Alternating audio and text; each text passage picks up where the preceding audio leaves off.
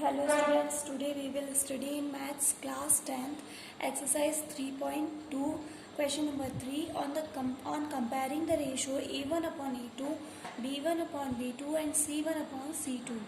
Find out whether the following pair of linear equations are consistent और inconsistent. हमको ये जो equations given है linear equations in non variables जो हमको गिवन है, यहाँ पे पेयर गिवन है इनके, तो इनको कंपेयर करना है इनके रेशियो को A1 upon A2, B1 upon B2, C1 upon C2 और बताना है कि ये कंसिस्टेंट है इक्वेशंस या इनकंसिस्टेंट है, यानी कि इनका कोई सॉल्यूशन निकलेगा या नहीं निकलेगा. तो फर्स्ट इक्वेशन हमको फर्स्ट जो क्वेश्चन है उसमें इक्वेशन है 3x plus 2y equals to 5 and 2x minus 3y equals to 7. अब इसमें हमको क्या करना है, सबसे पहले A1 A2,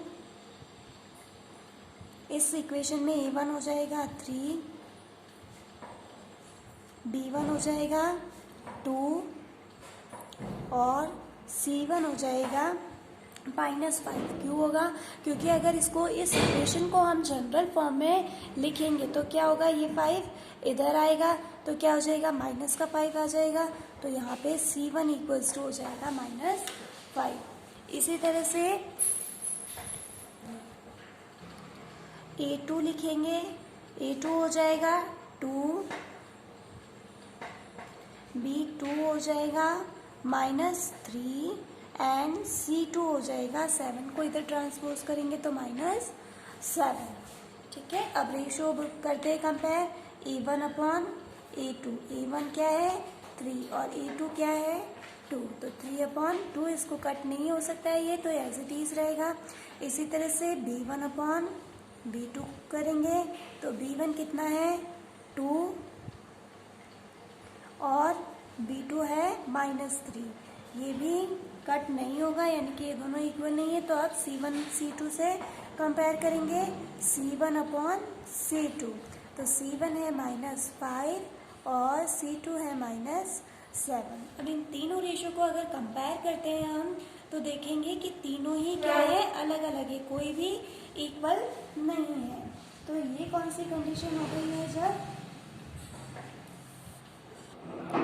ये दोनों रेशियो इक्वल नहीं है, यानी कि फर्स्ट वाली जो कंडीशन थी A1 upon A2 not equals to B1 upon B2, यहाँ पे ये दोनों रेशियो क्या है, इक्वल नहीं है. तो इसका मतलब क्या हो गया, यहाँ पे इसका क्या निकलेगा, एक यूनिक सॉल्यूशन निकलेगा. इसकी जो लाइंस बनेगी वो कैसी बनेंगी, इंटरसेक्टिंग लाइंस बनेगी, वो किसी एक पॉइंट पे इंटरसेक्ट करेगी. इसको जब हम ग्राफ पे ड्रॉ करेंगे तो कैसी बनेगी, इंटरसेक्टिंग लाइंस बनेगी. और क्या होगा, इसका एक यूनिक सॉल्यूशन होगा जिस पॉइंट पे वो इंटरसेक्ट करेगी. तो यहाँ पे इट मीन्स ये क्या हो गया, द इक्वेशन, यहाँ पे हम लिख देंगे hence the equations are consistent.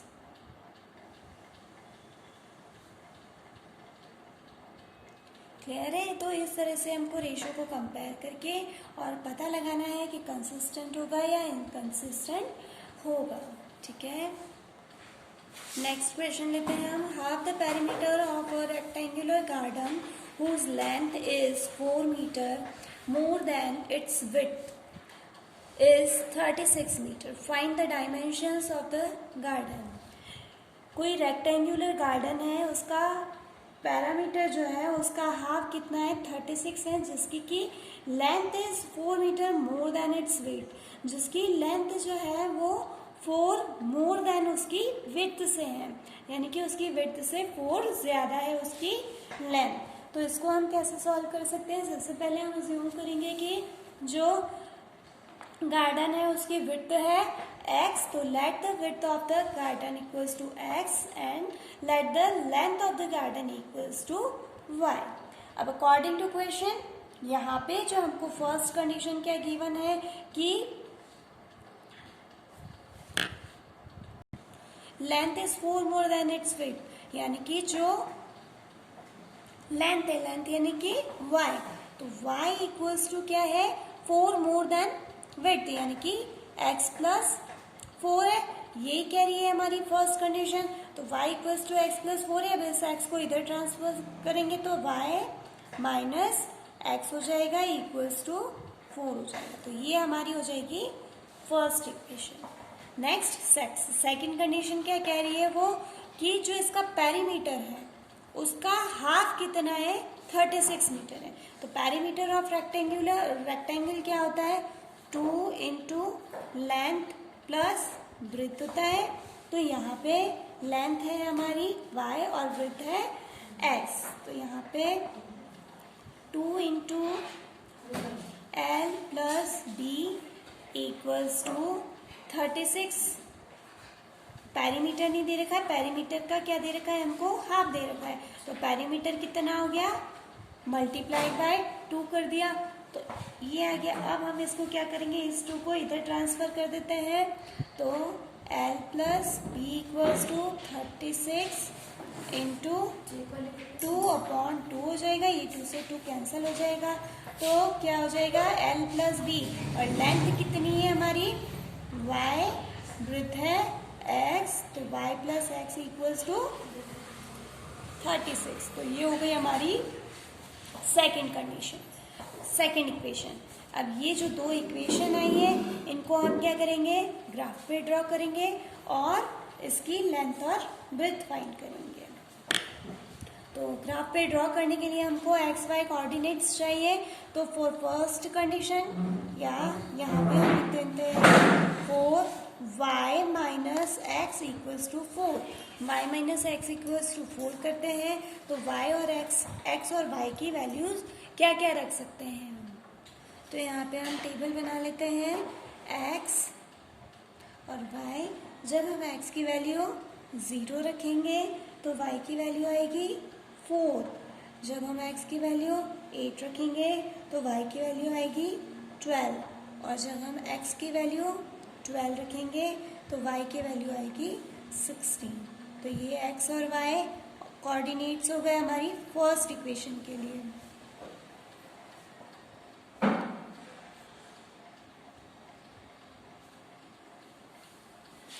ये जो वैल्यूज फाइंड किए ये हम पहले सीख चुके हैं किस तरह से फाइंड करनी है हमको।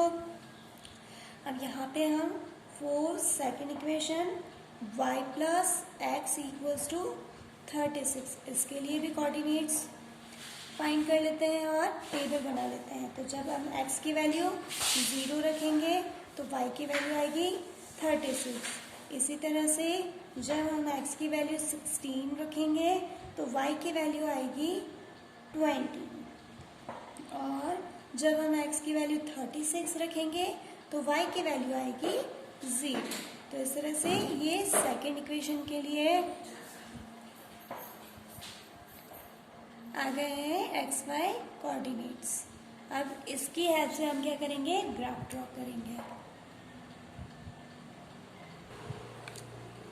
अब यहाँ पे हम जो फर्स्ट इक्वेशन है y माइनस एक्स के लिए लाइन ड्रॉ करते हैं। जब हम x की वैल्यू 0 लेते हैं तो y की वैल्यू कितनी लेनी है हमको 4 लेनी है, तो 4 हम कहाँ पे लेंगे इस जगह पे, x की वैल्यू 0 और y की वैल्यू 4।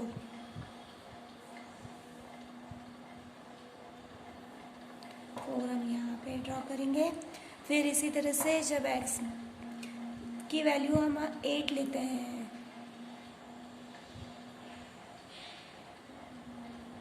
तो 8 आ जाएगा यहाँ पे, तो y की वैल्यू आएगी 12।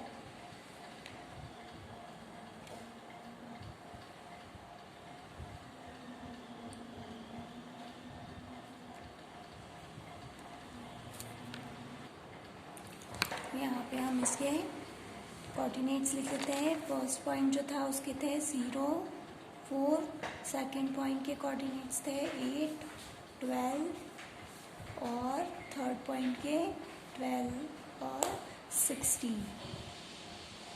ठीक है, इसी तरह से अब इसको क्या करेंगे, ये जो डॉट है सॉरी पॉइंट है इनको लाइन से मैच कर देंगे।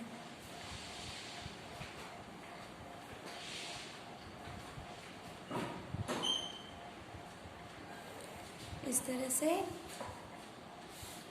और जो सेकंड लाइन है उसके लिए इक्वेशन है हमारी y plus x equals to 36। इसके ऑर्डिनेट्स आए हैं हमारे 0, 36। तो एक्स एक्सिस पे 0 और y एक्सिस पे 36। और नेक्स्ट है 16, 20। तो एक्स एक्सिस पे 16 और y एक्सिस पे 20। और एक्स एक्सिस पे 36 और y एक्सिस पे 0, यानी कि यहाँ पे। अब इसको हम क्या करेंगे, स्केल से मैच करेंगे इस तरह से।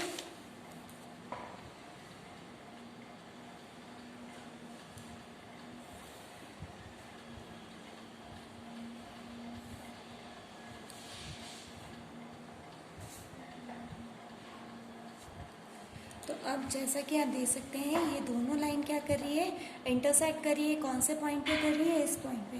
तो ये कौन सा पॉइंट है, एक्स एक्सिस पे है 16 और वाई एक्सिस पे है 20। तो हमारा जो सॉल्यूशन होगा वो क्या होगा, जहाँ पे ये दोनों लाइनें इंटरसेक्ट कर रही है वही इसका इक्वेशन का क्या होगा, सॉल्यूशन होगा। तो सॉल्यूशन क्या है, 16 और 20।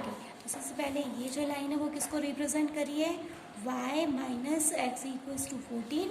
और ये वाली लाइन किसको रिप्रेजेंट कर रही है, y plus x equals to 36। और इसकी जो कोऑर्डिनेट्स हैं वो लिख देते हैं हम 0, 36, 16, 20। और इसके कोऑर्डिनेट्स हैं 36, 0। ठीक है। तो अब यहाँ पे हम लिख देंगे the lines intersects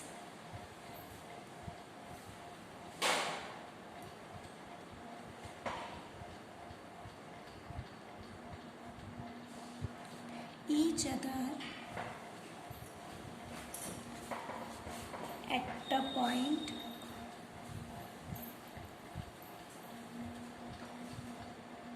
16, 20. Hence width equals to हो जाएगा 16 metre and length will be length equals to 20 metre. ठीक है। तो इस तरह से हम क्या करेंगे, लेंथ और विड्थ फाइंड करेंगे। Is that clear? Thank you.